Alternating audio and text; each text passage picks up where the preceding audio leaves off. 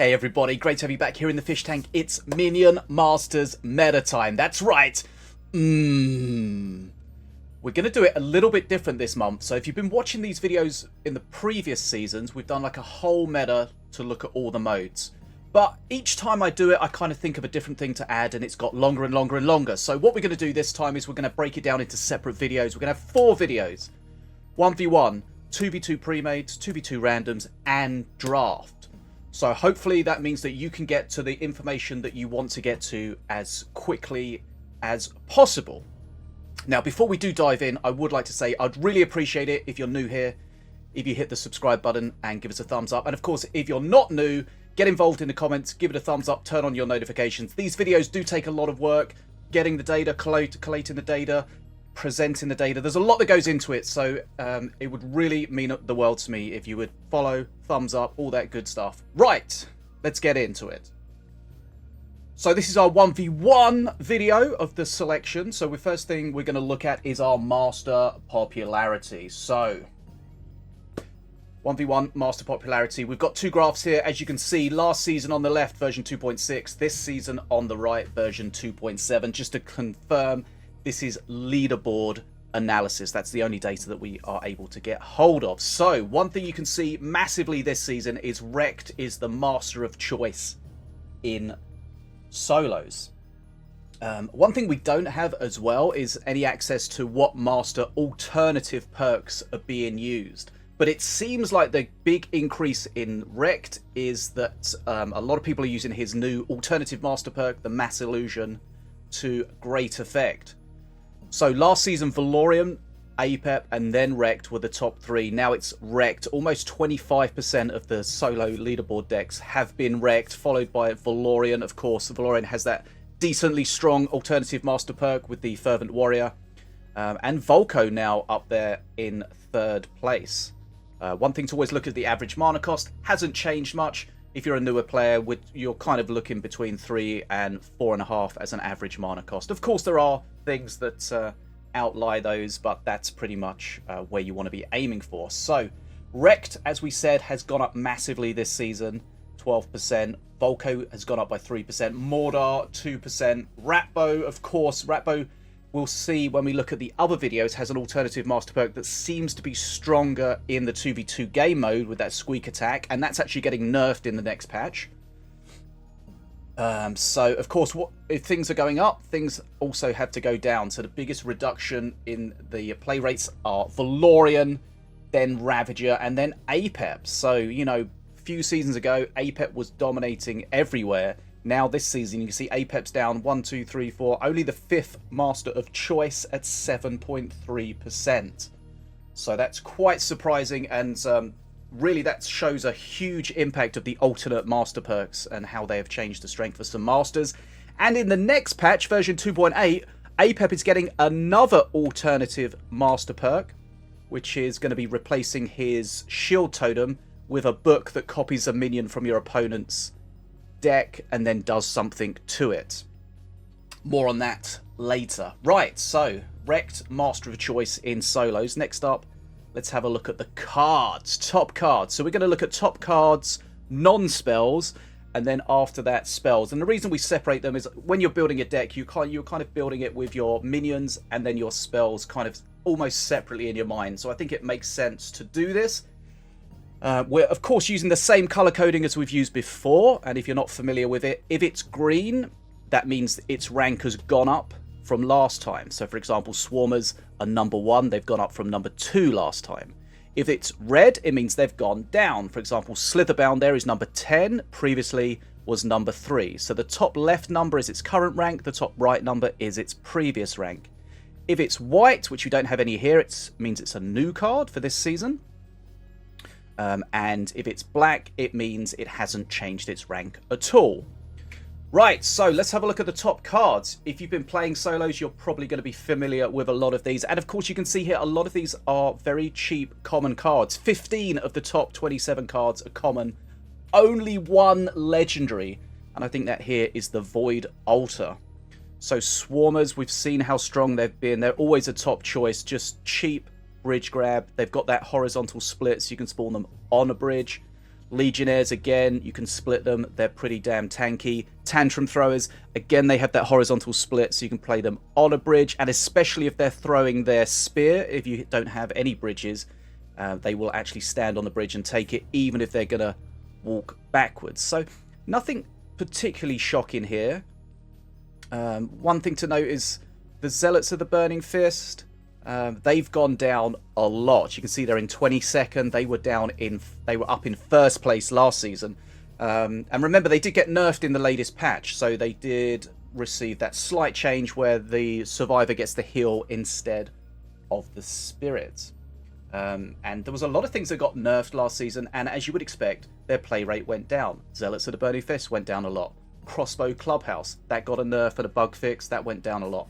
Wogasaur Pup, that's lost some of its poison damage from its spit. You can see there in 12th place, gone down from 4th place. And Slitherbound also getting a nerf in their poison damage, going down from 3rd place to 10th place. But of course, what goes down, something has to come up. We're seeing a lot more Illusory Dragon Whelps, more Prowlers, and more Succubuses, for example. So that's the top non-spell cards.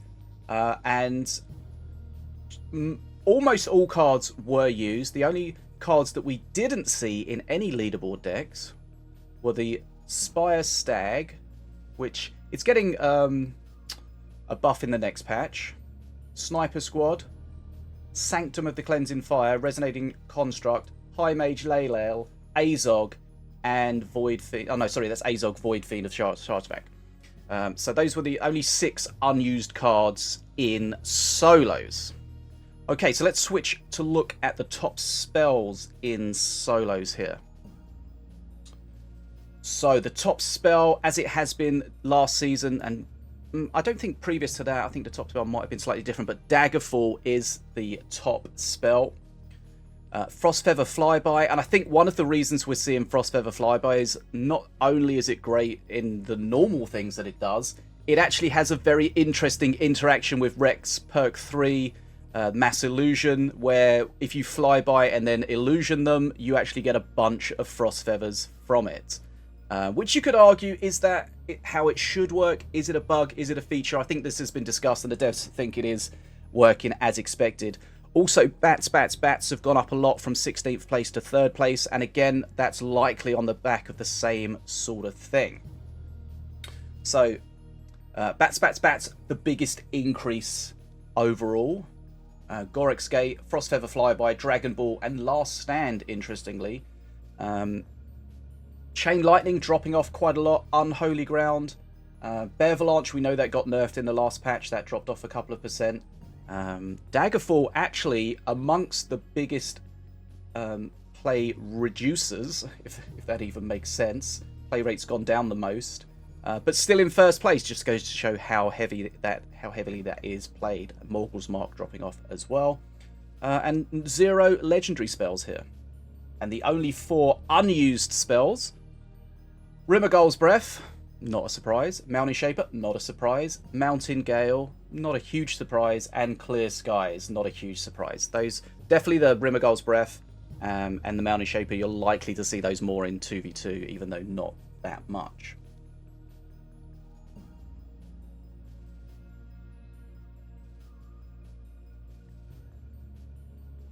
And one thing to mention is not all the spells are the same, of course. We've got damage spells in there. We've got spells giving you minions, all sorts of different spells.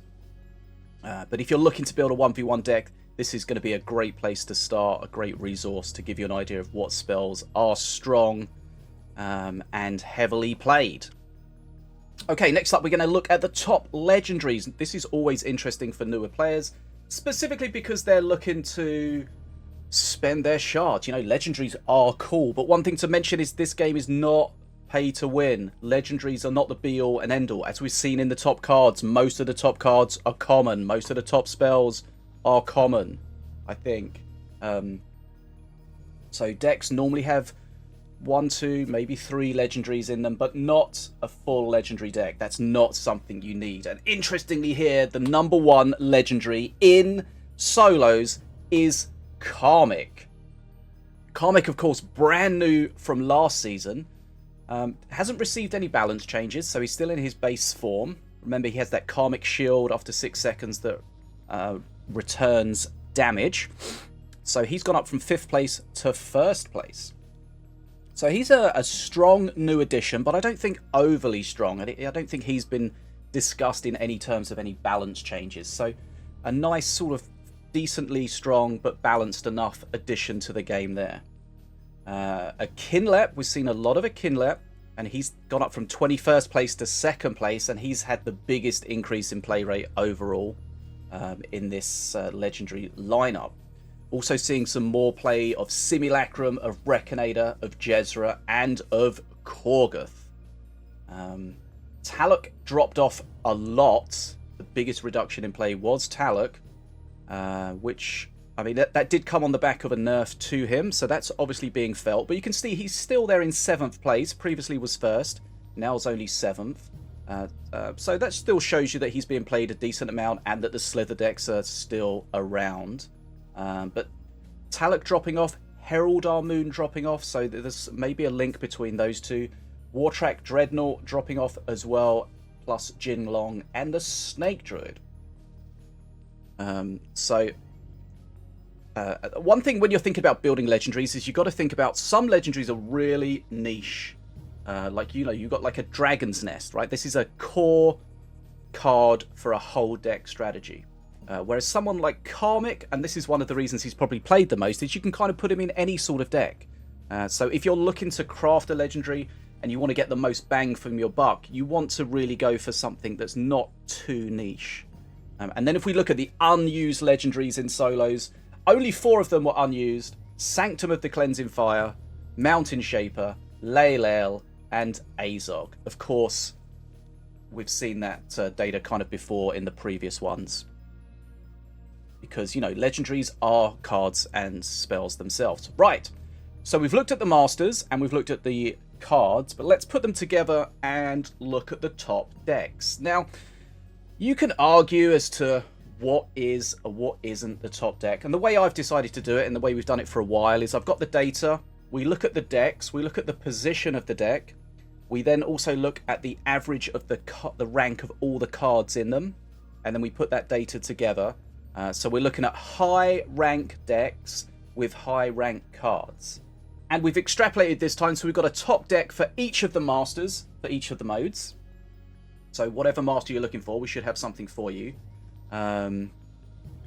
So let's see. And of course, not all these decks are going to be created equal. So there'll be 1,000 rec decks, and we'll have to go all the way down the spreadsheet to find like a Ravager deck, for example. So these are not the top 14 decks. They're the top decks for each of the Masters. But of course, all the Masters are very, very differently balanced. Right, so our top deck here is Rex. And as we spoke about earlier, it's got the Frost Feather Flyby in there. Karmic, the Legion Edge. You can see it's got a lot of the top cards. We've got the Swarmers, the Elite Swarmer, the Tantrum Throwers. And this is why this is a top deck. We've got a strong Master with a strong perk and a deck composed of lots of strong cards, right? You know, as long as that's played by a good player, that's going to be almost unbeatable. Next up, we have Valorian. Again, we've got a lot of these cards that we've seen, and we'll see that a lot of these decks will feature similar cards. You know, people are going to want to use the strongest cards that are out there. Right, 3rd place, we've got Ratbow. So a cheap Ratbow deck. And remember, we can't tell, unfortunately, what alt perk these were using. We can kind of make a bit of an educated guess. For example, this Ratbow doesn't have much Horde in it, so it's probably not using the Daka. It's probably using the alt Ratbow perk, the Squeak Attack. But again, we see lots of these similar cards. We've got Karmic in there. And of course, this Ratbow deck is kind of a super cheap cycle deck built around the Red Golem. It's got the Blood Imps to take the self-damage. And of course, you want to get that Red Golem triggered when you drop to 50% or less Master Health. Okay, next up we have Diona. And this Diona deck is playing Korgoth. So as you would expect, we've got a lot of Voidborn cards in there so they can get invoked. Remember, Invoke replaces the Voidborn card with one that is one more valuable in terms of mana, but doesn't cost you that extra mana. So Dragon Pack, for example, 7 mana. that becomes a Doom Cleaver. Because Doom Cleaver is the only 8 mana one, I think. And also one thing to note there is it's a pretty cheap cycle deck. You want to be able to get Korgoth out as quickly as possible and use him as often as possible. Of course, he is mythic, so you can only have one at a time. Right, next up we have Apep, and it's a very Slither-focused Apep. And this may well be using the Apep Slither, the ult perk 1, the Slave Driver, to give you those Slither binds instead of the free 2 mana card. There's a lot of slithers in there, so it might work with either of the perks, to be honest. Okay, let's look at the second page of the top decks. So here we have a Volko, a very powerful Volko deck. Lots of units that are really going to hit hard with the Rage. We've got the Propeller Horde, which of course is going to trigger from anything that's raged, and it should be raged. Next up we have Stormbringer, a lot of similar cards in there. We start having some ranged minions, of course. We've got Razor Squadron in there. So that's going to be benefiting from the Outlander tech. We don't have too much Outlander tech in there, which is interesting. Because Razor Squadron just wants as much tech as possible. Not too many Outlander cards in there. And we've got Urclaw, now a very strong tank. Remember, when he roars, he does the stun instead of the knockback. We have the top Morelia deck here, which, as you can see, it's not an Accursed deck. But it is a very aggro deck. Rage, Rampage. We got the Rammer, which is probably going to have the Ardent Aegis applied to it. We've got the Cleaver and Shield God of Light, and we've got Gax, the World Bomb. Next up, we have Milloween. This, I think, might be JF's deck. Very strong Milloween deck. Lots of spells, of course, in there. Milloween with her ult perk, the Zanian Spellbook perk 2 instead of the missiles. That's another very powerful alternate master perk. This, of course, revolves around the spells and their synergy with the master, as well as the Dragon's Nest and Jing Long. Snap Freeze is in there. It's a bit at the moment. It is bugged, and it does freeze for too long, which makes it very, very strong. But I still think that's going to be a good deck, even when that is fixed. And, of course, we've got Ravenous Swarmers as well, which will be very powerful when they're enraged and hasted from the previous spell. Next up we have the top Ravager deck, some cheap cycle stuff there, but we've got the power of the Colossus, the Zealots, the Dragon Pack, which is always kind of annoying to deal with, and the Prowler. So, of course, the way Ravager works is you have these big pushes at perk 1 and perk 3 with the Brutus and the Terror Brutus, and you try to support it as appropriate with all of this stuff. Now, there is an alternative master perk for Ravager, which is the alternate perk 1, but I would imagine this is not using it since it's only 5+ cards that get it, and there's not that many in this deck. But that's being changed in the next patch. We're going to have 4+ mana cards will get that buff, so that could change some things there. And then if we look at the last page of the top decks, remember we've got 14 Masters overall. So we see Tromvir up there. Surprising to see Tromvir quite low overall. Only the 10th, what's that? No, the 11th top Master. In terms of which is the top deck. So again, lots of cheap things as we would expect. Defenso Chopper, so really just a control deck, and the runes from Tromvir help that. And Tromvir's ult perk's not great, and that's getting a buff, so probably using the default one. A King Puff deck here, using the new Ankahesh Desert's Doom card, the Spider that was launched in this patch. So probably the idea of this is we've got the Rock Rivals, which is of course is going to give the statue to your opponents. But Ankahesh is going to be great at dealing with that. We've got Talak in there to help with the sacrifice to get some Spiderlings. And just general cheap stuff to grab bridges. We've got enough Horde there, Blood Imps, and the Scrat Horde to make best use of King Puff's perk 3, getting those Night Puffs from the bridge switches. Right, next up we have a Setsu deck. Setsu very lowly played, but this is the top deck we've seen there, which is probably more the power of the deck than the power of the master, to be honest. We've got the Void Altar in there, bats. So probably the idea here is to, not necessarily right at the start of the game, but to get the altar down when you've got some tempo going, get the bats out, and then hopefully the bats will all jump around and pick up the Void Souls, I think they're called. Now, one thing to note about this deck specifically is it's got bats, and nether bats. They're getting nerfed in the next patch. So at the moment, the nether bats will just nether step kind of all over the place. Well, that's being changed in the next patch, where if they're actively attacking something, they won't nether step away from that target. So they'll be easier to handle. And then the last deck we see here is the top Mordor deck. One thing to note, the Illusory Cleaver and the Illusory Dragon Whelp, they don't count as units that die, so you can't revive them, so that doesn't affect the Tombstone. We've got Rock Rivals in there and a lot of power. A lot of Voidborn stuff, and of course we've got the Malshar to potentially stealth said Voidborn stuff, and the Void Altar as well. And remember, the Void Altar in a Korgoth deck can be invoked into a Doom Cleaver, and that's often what people try to do with it. Okay, so those are the top 1v1 decks, one for each master, so hopefully whatever master you're looking to play, this should give you a good idea of where you want to go with that. Right, the next thing we're going to do is we're going to go through this, and if you've seen the previous videos, this is the section where we go through it very quickly, and if you want to really see this data, then you can pause it and look at it yourself. But this is basically just the top cards per master. We don't want to go through them in too much detail because it's just going to take forever. So these are the top cards for APEP. And interestingly, we got the Future Past and Future Present there. A lot more popular this season than they were previously. The top cards for Diona.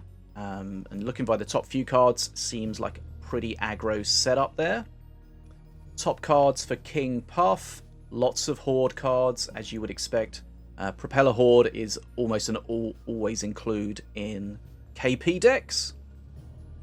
Then we have the top cards for Milloween, and we'll see a lot of spells here. Dragon's Nest, really popular up there at the moment. And one thing to mention, if you look at the bottom of the screen, you'll see the number of decks, and this just gives you an idea of how representative this data is. Is it just from a few decks, or is it from a lot of different decks? So some masters will be very heavily played, some will not. Next up we have the top cards for Mordor. Rock Rivals is the number one and was number one before. And as you would expect, you see a lot more heavy cards here in Mordor. And probably people utilising mostly Mordor's normal perk, normal Tombstone, not the Deathless Tombstone. But the Deathless Tombstone we definitely see more in 2v2s and can be very powerful. Next up we see Morelia. Not a massive amount of Accursed here, but a decent amount to suggest that there's a lot of Accursed Morelia decks around. Unholy Ground, Toll of the Dead, Corpse Explosion. So probably still a lot of those Accursed decks around. Not sure they're too strong out there in the meta at the moment. Okay, next up we see Wrecked, and again we see the things that we've discussed before, the Bats, the Frostfeather Flyby, the Void Altar, for example. Then we have Ratbow, and interestingly with Ratbow here you can see there's not too many of the Horde cards that you would expect. You would expect to see a Scrap Pack, you would expect to see a Scrat Horde, which you would play if you're playing Ratbow with his Daka, but it looks like people are probably not playing with the Daka, using the ult perk, the Squeak Attack, and therefore not needing the Horde quite so much. Next up we have Ravager, and you can see only 17 Ravager decks here were considered or, existed on the leaderboard for us to get the data from. And you can see there's a lot of Voidborn Ravager, a lot of aggro cards, again, as you would expect with this kind of master.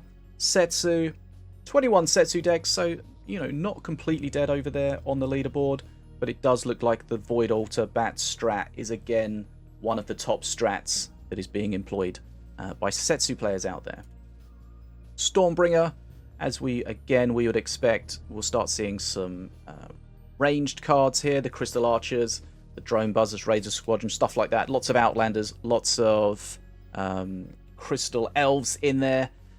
Stormbringer does have the alternate master perk too, but it's not very good, so people are probably continually just playing his default Stormbringer perk. Tronvir kind of works with anything really, I think. There's not any real synergy, especially with his default perk, maybe with his ult perk, but nobody's really playing that at all, where you get rewarded by spending mana on the different kinds of things. Valorian, same sort of thing, lots of cheap cards We know how powerful Valorian's ult perk is, that Fervent Warrior. Volko, again, just cards that are really powerful, really help you do just these big raged pushes. Jade Spark Watchers there, for example. Okay, so those are the top cards. If we went through that section too quickly, as I say, go back, pause the video, screenshot it, whatever you need to do to get the information from it. Right, there we go. That's our meta overview. Rekt is the most played master in 1v1s at the moment. And a reminder, if you're enjoying this video, if you're new to the fish tank, make sure you hit the subscribe button so you stay up to date. If you're already subscribed, make sure you give this video a thumbs up. Get involved in the comments. It really does put a smile on my face when I see people getting involved. There is, as I said at the start, there's a lot of work that goes into this, so I do appreciate the subscribes, the thumbs up, all that good stuff. Right, reminder, this is the first in the series of videos. This is the 1v1. We're going to do 2v2 randoms, 2v2 pre-mates, and draft. So I'll see you in those upcoming videos. Thanks for your time. I'm Bad as a Fish.